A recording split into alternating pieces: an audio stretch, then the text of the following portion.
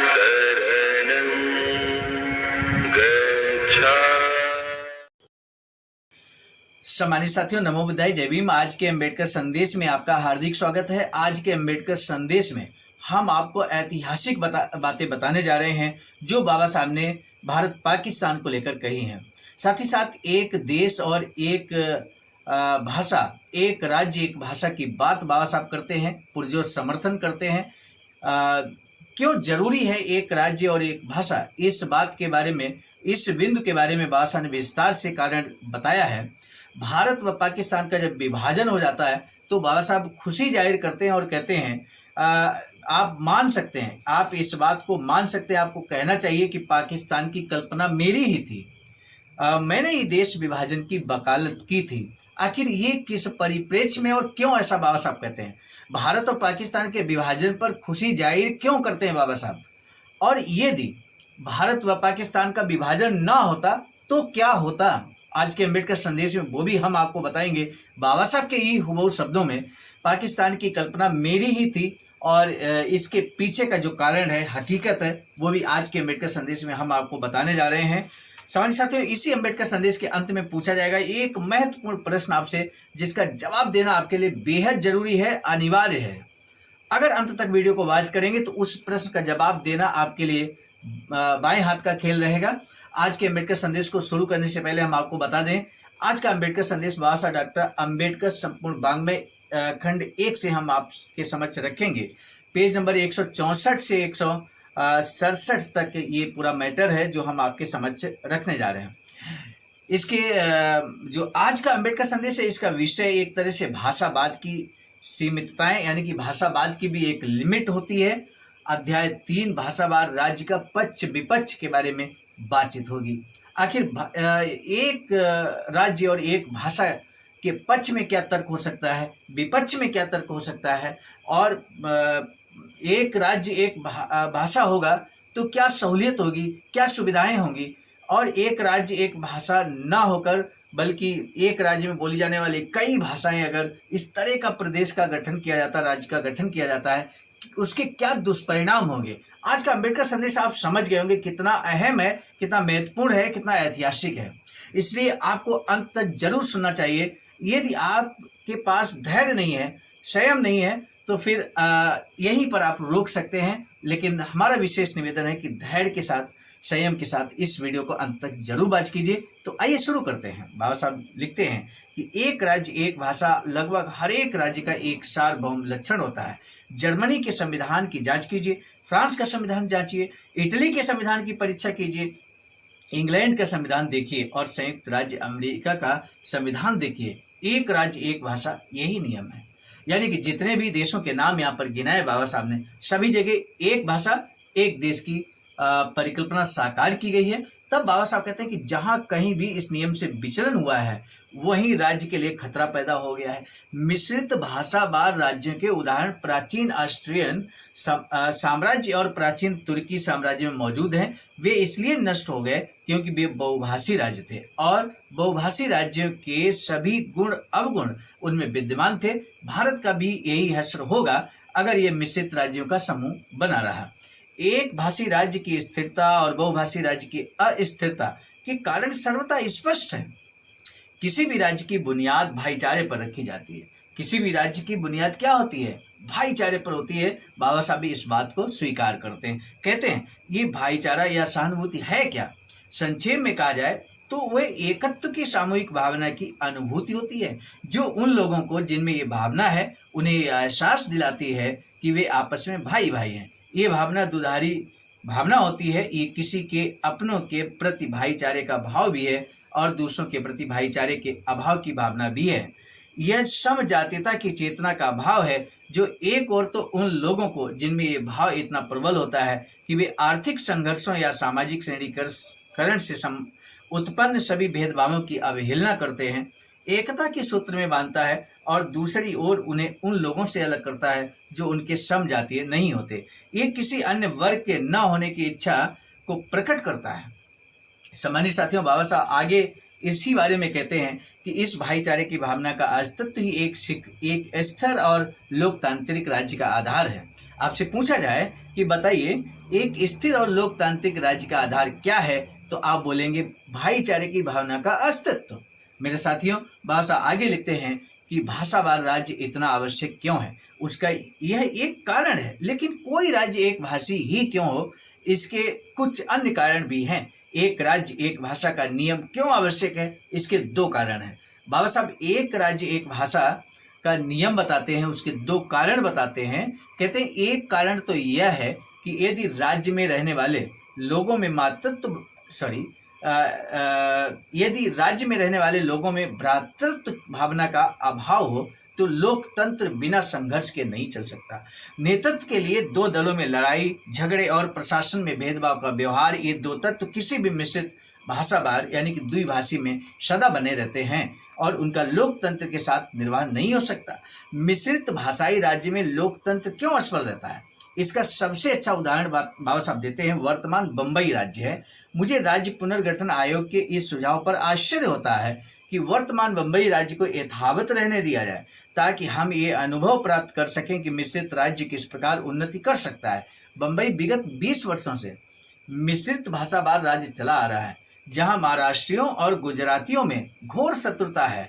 केवल विचार शून्य या अन्य मनस्क व्यक्ति ही इस प्रकार का मूर्खतापूर्ण प्रस्ताव पेश कर सकता है।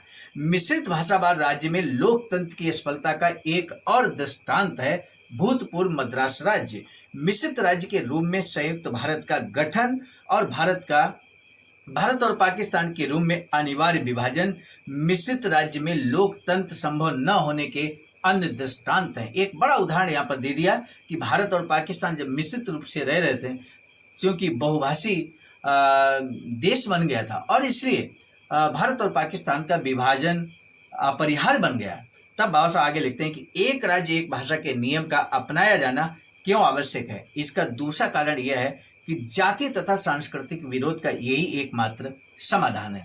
जाति और सांस्कृतिक जो विरोध था उसका एकमात्र समाधान है कि एक राज्य और एक भाषा को अपनाया जाए। तब बाबा साहब आगे लिखते हैं कि तमिल आंध्रवासियों से और आंध्रवासी तमिलों से क्यों घृणा करते हैं। हैदराबाद के आंध्रवासी महाराष्ट्रियों से और महाराष्ट्रीय आंध्रवासियों से क्यों घृणा करते हैं। इसका सीधा उत्तर है ऐसा नहीं है कि उन दोनों में कोई स्वाभाविक बैर भाव है।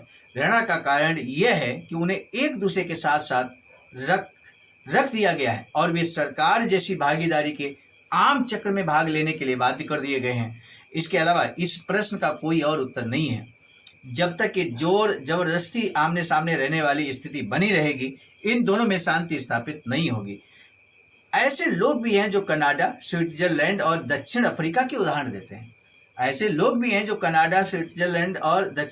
के उदाहरण देते हैं। सच तो यह है कि इन द्विभाषी राज्यों का अस्तित्व है, लेकिन ये भी नहीं भूलना चाहिए कि भारत की प्रकृति और कनाडा, स्विट्जरलैंड और दक्षिण अफ्रीका की प्रकृति सर्वथा भिन्न है। आखिर क्या भिन्नता है भारत और कनाडा, स्विट्जरलैंड और दक्षिण अफ्रीका में, जानना होगा। भाषा कहते हैं भारत की प्रकृति विभाजन की है, तो स्विट्जरलैंड, दक्षिण अफ्रीका और कनाडा की एकीकरण की नीति है। भाषा आगे लिखते हैं कि ये बात कि वे अब तक एक रहे हैं स्वाभाविक घटना नहीं है। इसका कारण यह है कि ये दोनों कांग्रेस के अनुशासन से बंधे हुए हैं, लेकिन सवाल यह है कि कांग्रेस कब तक टिकी रहेगी। कांग्रेस पंडित नेहरू से है और पंडित नेहरू कांग्रेस से, लेकिन क्या पंडित नेहरू अमर हैं? जो भी व्यक्ति इन प्रश्नों पर गौर करेगा वह इस बात को स्वीकार करेगा कि कांग्रेस सूरज और चांद की तरह सदा नहीं रहेगी। एक न एक दिन उसका अंत होगा। हो सकता है उसका अगले निर्वाचन के पहले ही अंत हो जाए। जब ऐसा हो जाएगा तो बंबई राज्य में गृह युद्ध छिड़ जाएगा और उसके लिए प्रशासन चलाना दूभर हो जाएगा। बादशाह यहाँ पर क्या कहते हैं कि कांग्रेस सूरज और चांद की तरह सदा नहीं रहेगी। जैसे कांग्रेस के लिए यहाँ बाबा साहब कहते हैं उस समय कांग्रेस ही शासन सत्ता में थी और कांग्रेस ही प्रमुख पार्टी के रूप में थी। ऐसे में बाबा साहब कांग्रेस के लिए बात करते हैं। वर्तमान में आप किसके लिए बात कर सकते हैं, ये आप पर हम छोड़ देते हैं।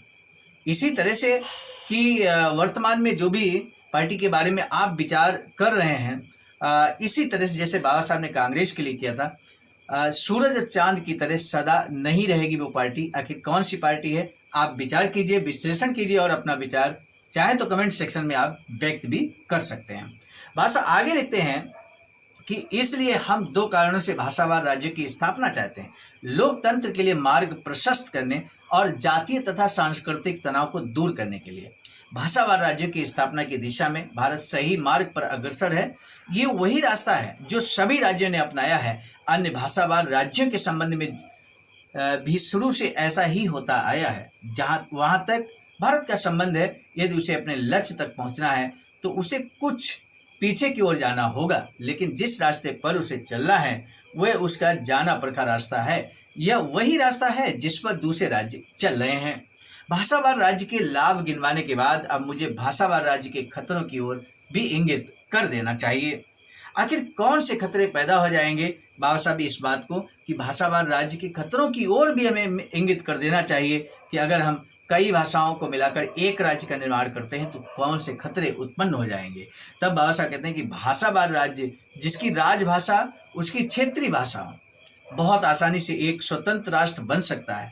स्वाधीन राष्ट्र स्वाधीन राज्य के बीच का मार्ग बहुत सकरा होता है। यदि यह हो जाए तो भारत वैसा आधुनिक भारत नहीं रहेगा जैसा इस समय है, बल्कि मध्ययुगीन भारत बन जाएगा जिसमें विभिन्न प्रकार के राज्य होंगे जो प्रतिद्वंदिता और युद्ध में लगे रहेंगे। बाबा साहब इस बात को कहते हैं कि अगर क्षेत्रीय भाषा को आपने राजभाषा बना दिया तो समस्या खड़ी हो जाएगी। समस्या ये खड़ी हो जाएगी कि भारत एक स्वतंत्र राष्ट्र नहीं बन पाएगा।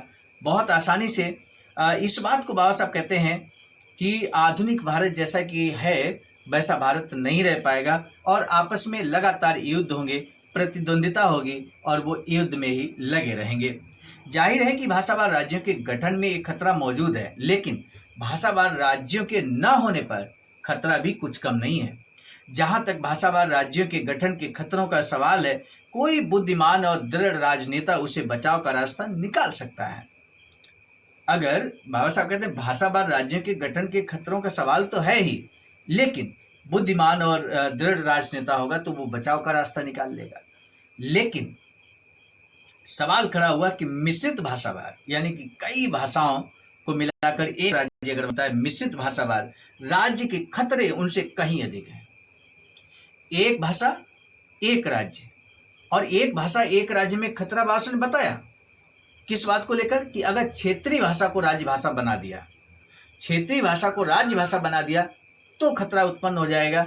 लेकिन उस खतरे को बुद्धिमान जो राजनेता हैं, बुद्धिजीवी हैं और जो दृढ़ राजनेता है वो उस समस्या का समाधान निकाल सकते हैं। मतलब वहां समस्या है तो समाधान भी है।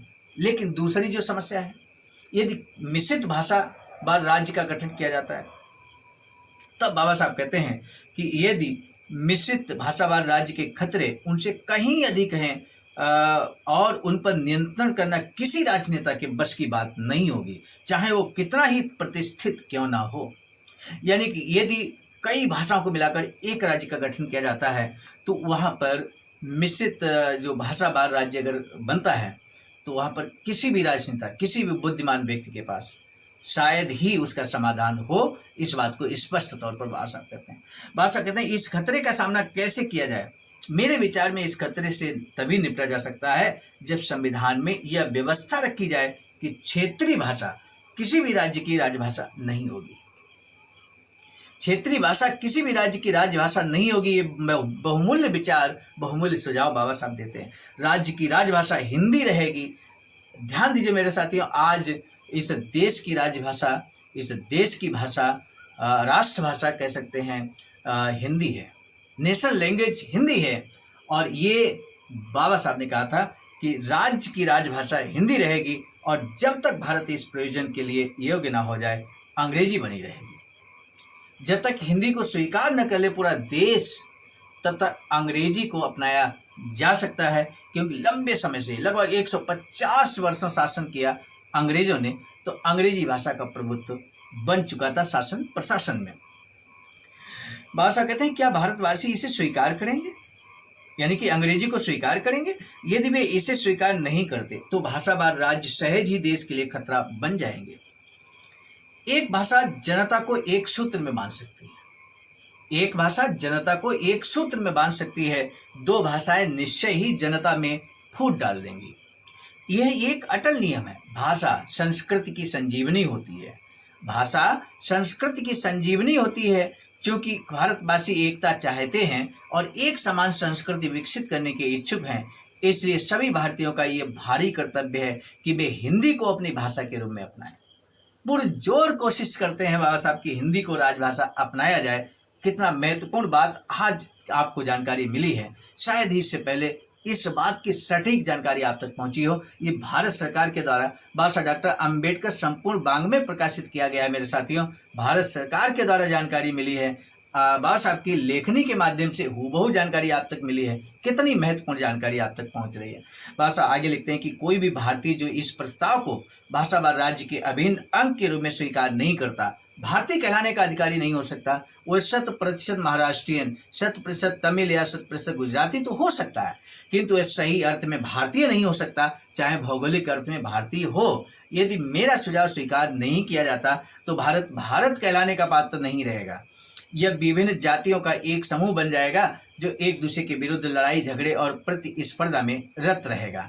लगता है भारत और भारतवासियों पर परमेश्वर का भारी प्रकोप है और वह कह रहा है कि तुम भारतीयों में हमेशा फूट रहेगी और तुम हमेशा दास बने रहोगे। भारत के पाकिस्तान से अलग होने पर मुझे खुशी हुई। पाकिस्तान भारत से जब अलग हो जाता है तो बाबा साहब कहते हैं, और ये जो लेख आपके समझ से हम रख रहे हैं, ये हमने कल के अंबेडकर संदेश में भी आपको बताया था मेरे साथियों। 23 दिसंबर 1955 को बाबा साहब ये लिखते हैं, भारत के पाकिस्तान से अलग होने पर मुझे खुशी हुई। कहना चाहिए पाकिस्तान की कल्पना मेरी ही थी। कितने कॉन्फिडेंस के साथ बाबा साहब कहते हैं, कहना चाहिए कि पाकिस्तान की कल्पना मेरी ही थी। मैंने ही देश विभाजन की वकालत की थी, क्योंकि मैं ये महसूस करता था कि केवल विभाजन ही ऐसा विकल्प है जिसके फलस्वरूप हिंदू न केवल स्वाधीन हो सकेंगे बल्कि मुक्त भी। यदि भारत और पाकिस्तान एक ही राज्य में एकजुट रहते तो हिंदू स्वाधीन तो हो जाते, किंतु वे मुसलमानों के वशीभूत रहते। स्वाधीन हो जाने मात्र से भारत हिंदुओं के दृष्टिकोण से स्वतंत्र भारत न रह पाता। यह एक देश की दो राष्ट्रों द्वारा संचालित सरकार बन जाती और इन दोनों में से मुसलमान ही निसंदेह शासक जाति बन जाते और हिंदू महासभा और जनसंघ मूक दर्शक बनकर रह जाते। जब देश का बंटवारा हुआ तो मैंने महसूस किया कि परमेश्वर अपना प्रकोप वापस लेने और भारत को संयुक्त महान और समृद्ध बनाने के लिए सहमत हो गया है। लेकिन मुझे डर है कि यह प्रकोप फिर हो सकता है, क्योंकि मैं देख रहा हूं कि जो भाषावार राज्यों के गठन का समर्थन कर रहे हैं उनके मन में यही है कि क्षेत्रीय भाषा को ही उनकी राजभाषा बनाया जाए। मेरे साथियों, लगातार इस बात की मांग की जा रही थी कि क्षेत्रीय भाषा को राजभाषा बना दिया जाए, और क्षेत्रीय भाषा अगर राजभाषा बन जाती है तो क्या खतरे होंगे, ये बाबा साहब ने पहले ही बता दिए हैं। बाबा साहब कहते हैं कि ऐसा संयुक्त भारत के आदर्श के लिए घातक होगा यदि क्षेत्रीय भाषाएं राजभाषाएं बन गई तो भारत को एक संयुक्त देश बनाने और भारतीयों को पक्का भारतीय बनाने का आदर्श ही समाप्त हो जाएगा। मैं तो इसका हल ही सुझा सकता हूं, उस पर सोच विचार करना किसका काम है? भारतीयों का काम है। ये बात बाबा साहब कहते हैं। यानी कि अब आपको बताना है, आज के अंबेडकर संदेश में हमने आपको बताया विस्तार से जिन प्रश्नों को लेकर चले थे उन सभी प्रश्नों का जवाब यहाँ पर मिल चुका है मेरे साथियों। लास्ट में एक प्रश्न आपके लिए है जिसका आंसर आपको देना जरूरी है मेरे साथियों। कमेंट सेक्शन में कई साथी अंत तक वीडियो को वॉच करते हैं, हम इस बात को महसूस करते हैं। जो वॉचिंग टाइम हम देखते हैं तो उस आधार पर मुझे मालूम है कई साथी अंत तक वॉच करते हैं। बहुत सारे साथी कमेंट सेक्शन में जवाब नहीं लिखते। मेरे साथियों, कमेंट सेक्शन में जवाब आप लिखेंगे तो उसी से हम जान पाएंगे कि आपने इस अंबेडकर संदेश को अंत तक वॉच किया है। आप कमेंट सेक्शन में कमेंट नहीं कर पा रहे, इसके लिए आप निश्चित तौर पर किसी भी जानकार व्यक्ति से जानकारी ले सकते हैं और स्वाभाविक तौर पर कमेंट सेक्शन में कमेंट लिख सकते हैं। एक भाषा एक राज्य के लाभ क्या बताए हैं बाबा साहब ने? एक भाषा एक राज्य के लाभ क्या बताए हैं, ये आप आज के अंबेडकर संदेश का महत्वपूर्ण प्रश्न का जवाब देंगे। हमें बेसब्री से इंतजार रहेगा। तो आज के अंबेडकर संदेश को हम समाप्त करने से पहले एक बार पुनः निवेदन कर दें कि इस वीडियो को, इस अंबेडकर संदेश को हमेशा की बात जैसे आप पूर्व में शेयर करते रहे हैं, शेयर अवश्य कीजिएगा, जिससे कि जन जन तक ये महत्वपूर्ण जानकारी पहुंचे। इसी के साथ दीजिए इजाजत। आप सभी को सादर नमो बुद्धाय, जय भीम। एक महत्वपूर्ण बात बताना उचित समझते हैं। बाबा साहब की अधूरी इच्छा के अनुरूप एक वैचारिकी सेंटर निर्माणाधीन है सारनाथ वाराणसी में, जहां पर 14,000 स्क्वायर फीट जमीन परचेज कर ली गई है ring road green city Faridpur Sarnath में। वैचारिकी सेंटर के प्रशासनिक ब्लॉक का निर्माण कार्य कंप्लीट हो चुका है। शानदार बेहतरीन प्रशासनिक ब्लॉक का निर्माण पूर्ण हो चुका है। आगे अब मुख्य भवन को बनाने की बारी हम सबकी है और इस हेतु आप दिए गए अकाउंट नंबर पर अपना अमूल्य योगदान कर सकते हैं। आज का अम्बेडकर संदेश हम लेकर उपस्थित हुए थे मिशन नायक बुद्ध मित्र मुसाफिर सर, राष्ट्रीय अध्यक्ष आवाज का नई दिल्ली की प्रेरणा में। प्रस्तुत करता क्रम में मैं स्वयं सर्वजीत आर्य, राष्ट्रीय मीडिया प्रभारी, IIT सेल आवाज का नई दिल्ली। मिलेंगे नए डॉक्टर अम्बेडकर संदेश में, तब तक दीजिए इजाजत। आप सभी को सादर नमो बुद्धाय जय। सम्मानित साथियों, यदि आप हमारे इस चैनल आवाज का ऑफिशियल, जिस पर नियमित सुबह 5 बजे डॉक्टर अम्बेडकर संदेश आपको मिलता है, आप हमारे इस चैनल को सपोर्ट करना चाहते हैं तो हमारा आपसे निवेदन है कि आप हमारे इस चैनल को सब्सक्राइब कर लें, वीडियो को शेयर, लाइक, कमेंट जरूर करें।